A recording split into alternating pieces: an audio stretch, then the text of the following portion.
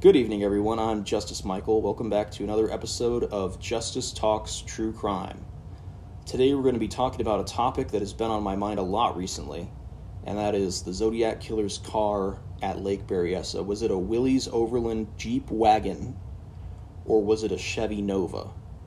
Now, first, let's talk about the tire tracks themselves. So we have the track nearer the fence, which was the front right track, measured 4.5 inches wide. And the track further from the fence, measured 5.5 inches wide. Now, when you have a track that is left by a tire, that is generally about 75% of the full width of the tire. So this 5.5 inch track was most likely left by a 7-inch tire, 4.5 inch track most likely left by a 6-inch tire, and Hal Snook measured 52 inches between the inside of both treads. So a more standard Googleable measurement would be the track width. The way you measure track width is from the center of one tread, to the center of the other tread. So in order to find the distance, or to calculate the distance from the center of both treads, what I would do is a little bit of simple math, which is you take the distance, 52 inches, from the inside of each tread, and then you add half of the width of each tread.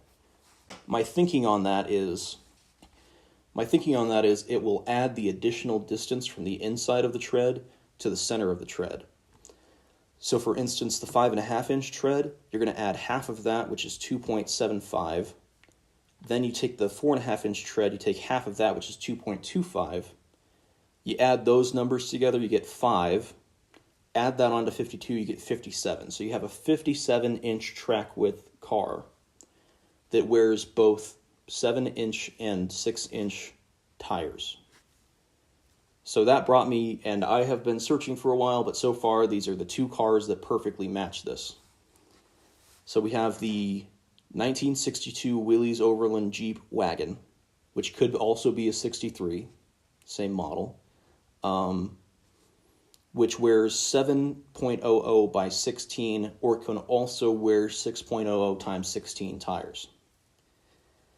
And it has a track width front and rear of 57 inches. Then you have the 1966-67 Chevy Nova, which wears 6.95 times 15 tires, which basically 7 by 15 tires, and it has a front track width of 56.8 inches. So these tire tracks are only from the front two tires.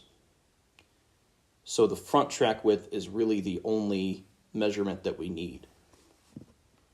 So 56.8, it's not exactly 57 like it is with the Jeep, but Hal Snook did say approximate to about 1/8 of an inch for each measurement. So you can imagine how you get slightly off, you get 0.2 inches off, So I can see this being justifiable, as well as the mismatched tires could throw off the measurements and make them less precise.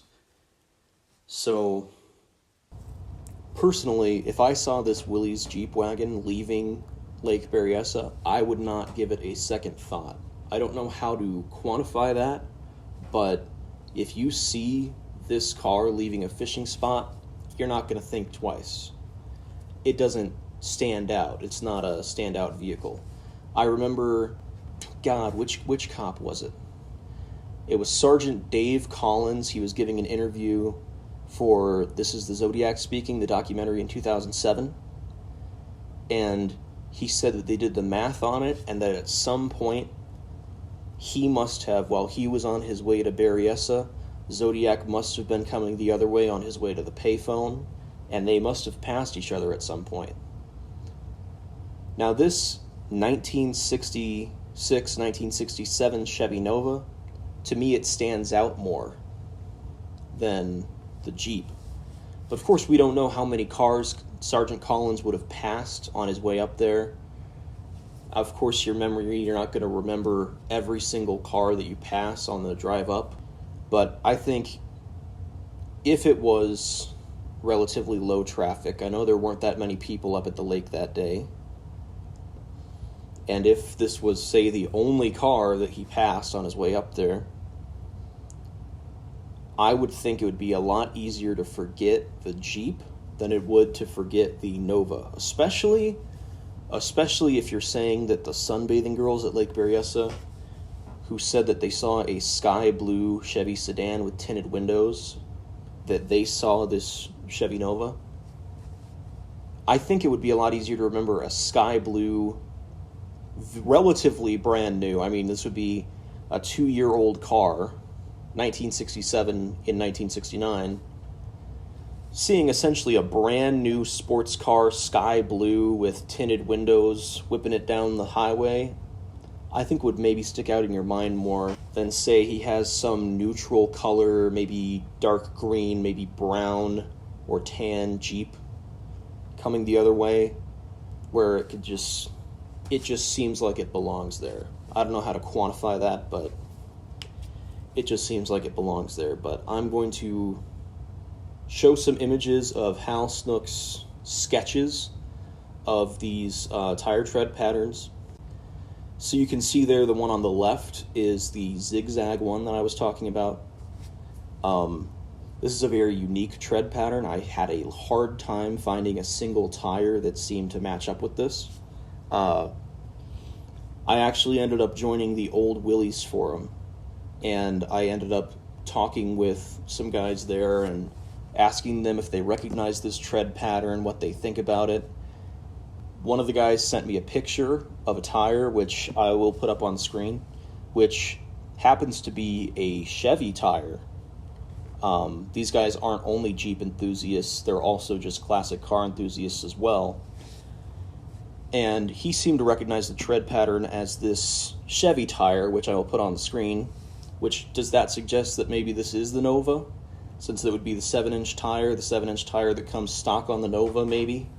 This tread pattern was referred to as general, which I don't know if they mean like a military general or they mean this is generally the tread pattern that they would use.